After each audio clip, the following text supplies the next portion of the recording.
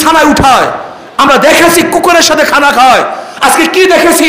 কুকুরের জন্য হাজারো টাকা বরাদ্দ আছে, কিন্তু আশরাফুল মাখলুকাত এই বনি আদমকে পাশে বসায় না, বিছানায় বসায় না, একসাথে খায় না, কুকুরের সাথে খাওয়াবে। আমরা কি দেখেছি? আজকে হাজারো প্রেসিডেন্ট এবং বড় লোকরা কুকুরকে শ্রদ্ধা করে, সম্মান করে, স্নেহ করে, মাথায় হাত বুলিয়ে দেয়, নিজের হাতে খাওয়িয়ে দেয়। আর আশরাফুল মাখলুকাত এই মানব সন্তানকে নির্যাতনের চরম শিখরে পৌঁছে দেয়। কোথায় সাম্যতা? অনেকেই জানি, আবার অনেকেই জানি না। ইসলামী আন্দোলন বাংলাদেশ প্রচলিত কোনো সংগঠনের নাম নয়। ইসলামী আন্দোলন বাংলাদেশ শুধু নেতা এবং দল বা ক্ষমতা পরিবর্তনের সংগঠনের কোনো নাম নয়। ইসলামী আন্দোলন বাংলাদেশ বিশ্বাস করে শুধু নেতা, দল এবং ক্ষমতার পরিবর্তন করলেই দেশে স্থায়ী শান্তি আসতে পারে না। তারা প্রমাণ হিসাবে বারবার স্থাপন করেন যে দেশ স্বাধীন হয়েছে 51 বছর, আর স্বাধীনতার জন্য হেন এমন কোনো ত্যাগ নাই, এমন কোনো কোরবানি নাই। এই জাতি তার থেকে পিছনে ছিল, বরং সর্বোচ্চ কোরবানি দিয়ে তারা দেশকে স্বাধীন করেছে। কিন্তু প্রশ্ন, মানুষ কেন স্বাধীন করেছিল? কি কারণে? 3টা নীতি ও আদর্শের ভিত্তিতে এদের স্বাধীন হয়েছিল: সাম্য, মানবিক মর্যাদা, সামাজিক ন্যায় বিচার। 72-এর সংবিধানে জাতীয়তাবাদ, ধর্মনিরপেক্ষবাদ, সমাজতন্ত্রবাদ এবং ধর্মনিরপেক্ষবাদ এবং গণতন্ত্রবাদ, এই 4টে স্থাপন করা হয়েছিল 72 সনে, যখন সংবিধান রচনা করা হয়েছে। কিন্তু এদের স্বাধীন হয়েছিল 3টা নীতি আদর্শ ভিত্তিতে: সাম্য, মানবিক মর্যাদা, সামাজিক ন্যায় বিচার। আজকে আমরা কি দেখেছি? এদেশে সাম্যতা বলতে কিছু নাই। যদি ধনী হয়, যদি দলীয় ব্যক্তিত্ব হয়, তার জন্য 7 খুন মাপ, সে সম্মানিত হবে, ইজ্জাত আলা হবে। যদি দলীয় না হয়, তাহলে সে লাঞ্ছিত, অপমানিত হবে। বড় লোকদের জন্য বহু আইন আছে, গরিবদের জন্য আইন নাই। যারা চাকরিরত তাদের জন্য বারবার বেতন বৃদ্ধির আবেদন আসে এবং বেতন বৃদ্ধি করা হয়, অথচ আমাদের দেশের শ্রমিকরা, মজদুররা, কুলি মজদুর, ঋষি চামার, খেটে খাওয়া মানুষ না খেয়ে ধুকিতে মরছে। আপনারা দেখেছেন সিলেটে চা বাগানের যারা কাজ করে, কর্মচারী, তারা সামান্য বেতন বৃদ্ধির জন্য আন্দোলন করেছে, সংগ্রাম করেছে। আমরা কি দেখেছি? যারা গার্মেন্টসে চাকরি করে, সামান্য কয়েকটা টাকা বৃদ্ধির জন্য তারা জীবন দিয়েছে, রক্ত দিয়েছে। আমরা কি দেখেছি? আজকে মানুষ ক্ষুধার তাড়নায় তার বাচ্চাকে বিক্রি করছে। আমরা কি দেখেছি? বাবা তার পরিবারে ভরণ পোষণ এবং খাদ্যের ব্যবস্থা না করার কারণে মা, ছেলে, মেয়ে সবাই একত্রিত হয়ে আত্মহত্যা করেছে। আমরা কি দেখেছি? আজকে ক্ষুধার তাড়নায় হাজারো মানুষ ডাস্টবিনে কাক এবং কুকুরের সাথে লড়াই করছে। আমরা কি দেখেছি? আমাদের দেশের মা বোনেরা ইজ্জত হানি হওয়ার কারণে বিচার না পেয়ে নিজের আত্মহত্যা করছে। আমরা কি দেখেছি?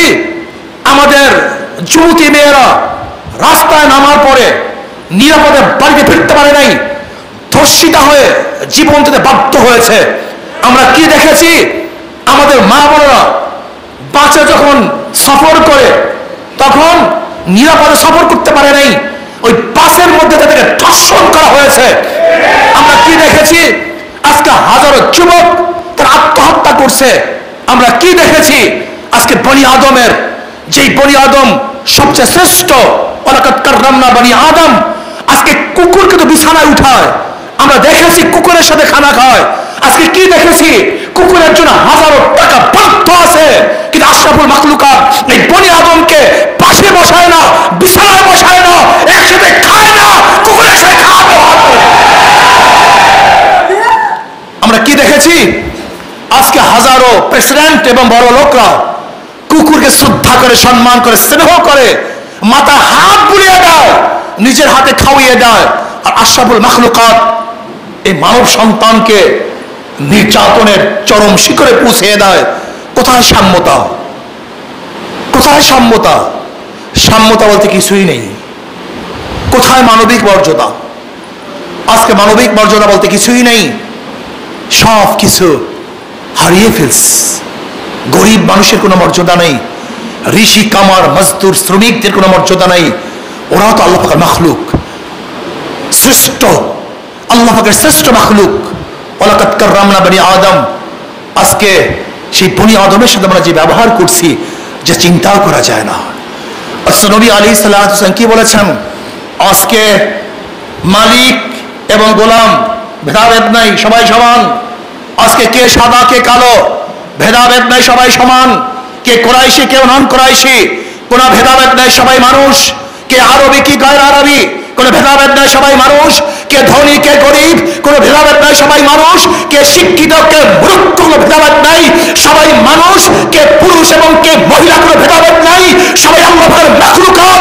আমরা চাই গোটা বাংলাদেশের প্রত্যেকের আদম সন্তান সম্মানিত হবে, তারা শ্রদ্ধা পাবে, মানবতার মর্যাদা পাবে। এইটা প্রতিষ্ঠিত করার জন্য ইসলামী আন্দোলন গঠন করা হয়েছে।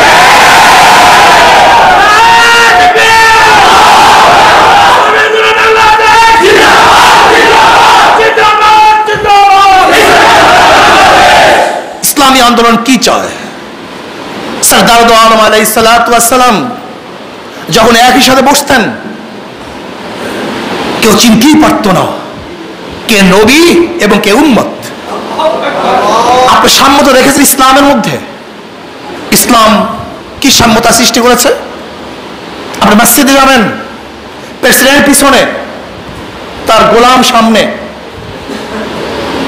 সিজদার সময় প্রেসিডেন্টের মাথা গোলামের পায়ে স্পর্শ হয়েছে, কিন্তু প্রেসিডেন্ট এই বলার কোনো ক্ষমতা নাই যে তুমি কেন সামনে আমি কেন পিছনে। এরা সবাই আল্লাহর গোলাম। কে প্রেসিডেন্ট, কে প্রজা, কে মালিক, কে গোলাম, কে বড় লোক, কে ছোট লোক, কে শিক্ষিত, কে মূর্খ, কে পীর এবং কে মুরিদ, কে নেতা, কে অধীনস্থ, এর কোন ভেদাভেদ মসজিদের মধ্যে নাই। সব আদম সন্তান, আল্লাহ পাকের মাখলুক। সাম্যতা, এর নাম সাম্যতা। জনাবে মুহাম্মদ রাসূলুল্লাহ সাল্লাল্লাহু আলাইহি ওয়াসাল্লাম যখন খাওয়ার জন্য বসতেন, আলাদা করতেন না। ওই বেলাল হাবশির মতো গোলাম, যার গোলাম তার দাস্তারখানে জায়গা পেত, যাদের শরীরের মধ্যে কাপড় ছিল না, শুধু একখানা কাপড় ছিল, নবী আলাইহিস সালাতু ওয়াস সালাম পাশে বসে তারা খানা খেতেন। এবং আমার নবী যেই খানা খেতেন, স্পেশালিটি ছিল না, ওই তার সাহাবীরা একই খানা খেতেন। এর নাম সাম্যতা। আমরা চাই সাম্যতা, ভেদাভেদ রাখতে চাই না, বনি আদমকে মর্যাদা সম্পন্ন করতে চাই। ইসলামী আন্দোলন বাংলাদেশ বিশ্বাস করে ইসলামী আদর্শ ব্যতীত এই সাম্যতা কেউ সৃষ্টি করতে পারে না। ওমর ইবনে খাত্তাব রাদিয়াল্লাহু তাআলা আনহু সিরিয়ার দিকে রওনা করলেন। তিনি চিন্তা করলেন, আমার গোলাম উটে রশি টানবে আর আমি উটের উপরে থাকবো, আরাম করব না, এটা সাম্যতার খেলাফ। ও মানুষ, আমিও মানুষ, ওরও কষ্ট আছে, আমারও কষ্ট আছে, ওরও আরামের প্রয়োজন, আমারও আমার আরামের প্রয়োজন। ওমর ইবনে খাত্তাব রাদিয়াল্লাহু কি বললেন, গোলাম এবার তুমি উটের উপরে চলো, আমি রশি টানবো। একবার ওমর ইবনে খাত্তাব অর্ধজাহানের বাদশা রশি টানে, গোলাম উপরে চলে। আল্লাহ পাকের কি কৃষ্ণা! সিরিয়া যখন ঢুকবেন তখন পালা ওমর ইবনে খাত্তাবের। এখন গোলাম বলতেছে, সবাই তো আপনাকে রিসিভ দেওয়ার জন্য আসবে। এখন আপনি যদি রশি টানেন আর আমি উপরে থাকি, এটা কেমন হবে, কিভাবে হয়, এটা সম্ভব? ওমর ইবনে খাত্তাব বললেন, অন্য কারোর জন্য সম্ভব নয়, মুসলমানদের জন্য সম্ভব। যখন ঢুকবেন তখন রশিতে ছিল ওমর ইবনে খাত্তাব রাদিয়াল্লাহু তাআলা অর্ধজাহানের বাদশা। তার নাম শুনলে গোটা দুনিয়ার বেঈমানরা কাঁপতো। রিসিপশন জানাবার জন্য সবাই তো তাঁবু ধরছে, যে উটের উপরে আছে তার উপরে, আর গোলাম তো সে সম্মানিত কোনো ব্যক্তি নয়। এবার গভর্নর বলতেছে, তোমরা যাকে সম্মানিত করতেছো, রিসিপশন করতেছো, সে হলো গোলাম, আর ওই যে রশি টানে সে হইল আমিরুল মুমিনিন ওমর ইবনে খাত্তাব। এর নাম মুসলমান, এর নাম ইসলাম। আমরা সাম্যতা চাই, আমরা মানবিক মর্যাদা চাই, আমরা চাই ন্যায় বিচার, আমরা চাই ন্যায় বিচার। আজকে কি দেখেছি, দল যদি করো, 1000 খুনের মালিক জামিন পেয়ে যাবা, দল করবা না, কোন অন্যায় করবা না, তোমাকে জেলে ভুগতে হবে, থাকতে হবে। যদি তুমি দল করো, ফাঁসির আসামি মুক্তি পেয়ে যাবা, আর দল যদি না করো, তোমাকে ফাঁসিতে ঝুলানো হবে। যদি দল করো, হাজার হাজার কোটি কোটি টাকা বাংলাদেশের পাচার করলেও তুমি কেশরী সম্রাট হলো, তুমি জামিন পাবো। আর যদি দল না করো, প্রাইম মিনিস্টারের মতো খালেদা জিয়া সামান্য টাকাও তোমাকে জেলে থাকতে হবে, ভুগতে হবে। দল করলে সব মাপ, দল না করলে তোমাকে জেলে ভুগতে হবে, তোমাকে সাজা ভোগ করতে হবে। এর নাম সম্মত? এর নাম ন্যায় বিচার? এর জন্য দেশ স্বাধীন হয়েছিল? পাকিস্তানিরা যেই পর্যন্ত ধর্ষণ করেছে, এই 51 বছরে তার চেয়ে 1000 গুণ বেশি মানুষ ধর্ষিত হয়েছে। পাকিস্তানে যেই পরিমাণ মানুষ খুন করেছে, এর চেয়ে 1000 গুণ বেশি এখন খুন হয়েছে।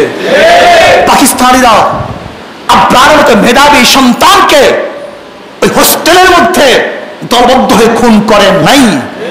কিন্তু আজকে আমরা কি দেখেছি, ইউনিভার্সিটি এবং বুয়েটের মতো জায়গায় হাজারো মেধাবীদেরকে ঐক্যবদ্ধ হয়ে হিংস্র প্রাণীর মতো একজন মানব সন্তানকে হত্যা করেছে।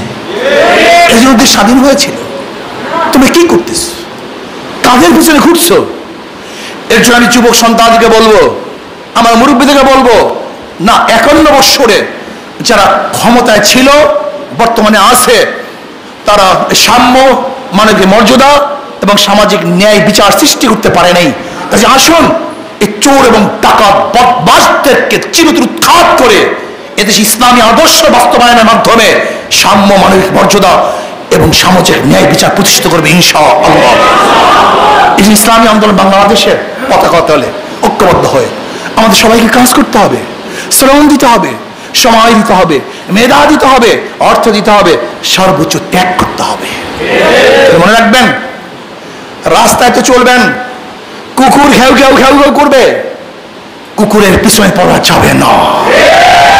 সামনে চলুন, চলতে থাকুন, কুকুর কুকুরের কাজ করুক, আপনি আপনার কাজ করেন। কুকুর ভুগতে থাকুক, আপনি কাজ করতে থাকেন। ও সমালোচনা করতে থাকুক, আপনি সামনে কাজ করতে থাকেন। ইনশাআল্লাহ আপনি যত অগ্রসর হবেন, কুকুর তত পিছনে পড়বে। আপনি যত অগ্রসর হবেন, সত্য তত পিছনে চলে যাবে, আপনাকে স্পর্শ করতে পারবে না। কাজে আসুন, সম্মিলিতভাবে ইসলামকে প্রতিষ্ঠিত করার জন্য, আল্লাহর জমিন আল্লাহর হুকুমতকে কায়েম করার জন্য আল্লাহ পাক আমাকে এবং আমাদের সবাইকে ঐক্যবদ্ধভাবে কাজ করার তৌফিক দান করেন।